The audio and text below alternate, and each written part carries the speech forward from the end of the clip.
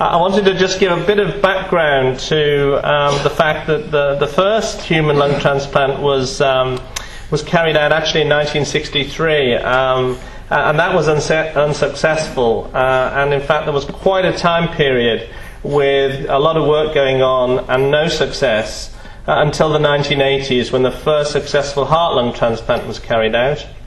And then about, you can see a fair amount of time, a couple of years before the first successful isolated lung was carried out in Toronto. I told some of you last night, I actually went over in around 1986 to Toronto to visit some of their patients and see what they were getting up to, and I carried chickenpox with me. I thought I'd had chickenpox, and of course chickenpox and immunocompromised patients is not a good mixture. So when I came home and felt desperate for 2 weeks, we were ringing up Toronto saying, for God's sake, you better check all the patients that I'd seen. Anyway, fortunately everything was fine. Then double lung transplants, and I'll say a little bit about single lung and double lung for LAM. But we're now in the happy situation, I guess, of over 20,000 lung transplants that have been carried out worldwide, and that's a reasonable basis of experience, though it's still quite it's a treatment for a relatively small group of patients, and you can see worldwide here the growth in transplantation. Now, in terms of isolated lungs, the majority in the blue are bilateral or double lung transplants. And worldwide, at least reported to the International Society for Heart and Lung Transplantation, which carries out, a bit like yourselves, a very good registry of patients. There are around about 2,000, just over 2,000 transplantations worldwide carried out. In the UK, well, we want to do a lot better. We're only carrying out around 120 transplantations in the UK at the moment. 45 to 50 of those are carried out in Newcastle. We're doing our best, but we want to get up to 100, and I'll get onto it later. There's a real effort by the Department of Health to push and improve the number of donor organs. I think everybody recognises that the waiting lists are too long for those who will benefit, and this is across all transplantation, not just lung transplantation. And there's a stated aim to increase the number of organs available for transplantation by 50% over the next 3 or 4 years, which is a big target. And what I would say is that it's been quite interesting thinking about this talk, that LAM within transplantation, particularly recently, is something that people write about. So you can see that between 2005 and 2009 there's been quite a lot of experiential discussions over what we should be doing in terms of transplanting patients with LAM. And I think 9 of our patients were included in this European experience published recently. So that there is, within the transplant community, although LAM represents a relatively small target group of patients, there is quite an interest within the lung transplantation community in terms of sharing experience with these. Well, I was aided and abetted by Jill, who sent me in her usual very efficient way exactly what she wanted to hear me talk about. And I know there were some issues to talk about indications. There is a section in the European guidelines, but the reality is that transplantation is still, a pretty dangerous approach to treatment when one considers other treatment options. There are risks. We all see and welcome patients who've had a very good result, and indeed LAM as an indication for transplantation is associated with a very good outcome. But it's really for patients clearly who've got significantly advanced disease, as we've said. Most patients will be requiring supplemental oxygen, and the majority of patients too by that stage may have a buildup of the waste gas carbon dioxide in their body. And as a sort of touching principle, it's not until lung function and principally the FEV1 that you regularly do blowing your spirometry is around 20 to 25%, to give you a ballpark figure really.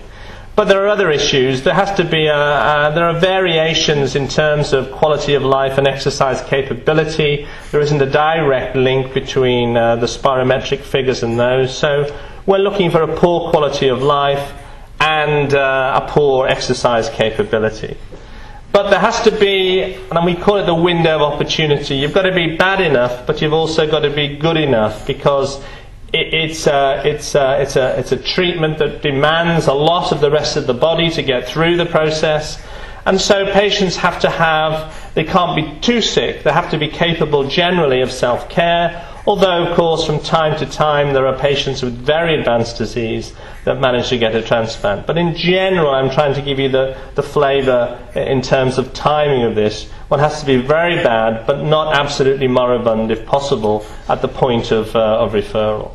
There are a number of reassurances for those of you who are either developing or got progressive disease. First of all, the treatment of pneumothorax in the old transplant literature. This was a big worry and a problem. You saw heart-lung transplant guidelines, pneumothorax treatment, particularly with pleurodesis, was a contraindication. That's no longer the case. The extrapulmonary features, of which we discussed, the angiomyolipomas, those are not necessarily a contraindication. And those with tuberous sclerosis, obviously we have to look on a case-by-case basis, but having tuberous sclerosis is not an absolute contraindication to consideration of transplantation. What we do need to look, though, is that all we can do with a lung transplant is transplant the lungs. That's pretty self-evident. And so the other organ functions really need to be good to get the patients through the early post-operative period. So in particular, we're looking for good kidney function.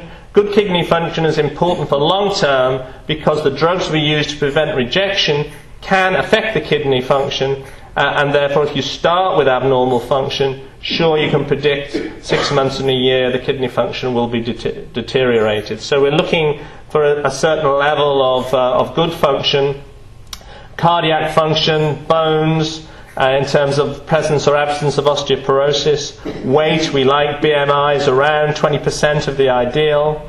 We'll take patients who have breathing support in terms of non-invasive ventilation, but patients who've required intubation, with one or two rare exceptions, are generally not suitable. And certainly if patients find themselves prior to referral, even for consideration of transplantation, requiring significant breathing support, things are really a little late. What do you mean by intubation? Intubation means that to support the breathing, you actually have to have either an endotracheal tube, that's a tube down into the windpipe, or a tracheostomy. There are, on a case-by-case basis, advice regarding patients who are already on our list who reach crisis points. But in general, we would prefer not to be faced with having to transplant a patient from that situation. There are age criteria. As you get older, though, of course, people always say to me, as I get older, so our age criteria get higher. That's not true. But the reality is, a patient over the age of 55, which isn't old, I can tell you, has certainly between 55 and 60 compared to 40 to 45-year-olds, something like twice the risk of coming through the operation. Now, if the operation goes swimmingly well, and there are no problems with the primary graft function, i.e. the way the new lung works, and patients can come off the ventilator immediately, then people get through it. Now, there are others, and I'm only looking over to my left, where the trials and tribulations of the early post-operative period can be a little longer, and that puts a huge stress on the other organs. And if you are, I'm afraid, 55, 60, certainly over 60, your chances of your other organs remaining in good function, whilst the period of support for the injured lung, it confers quite a significant problem for us. So we're not being ageist when we have these limits. And it may be more reflective, this issue, for patients with COPD,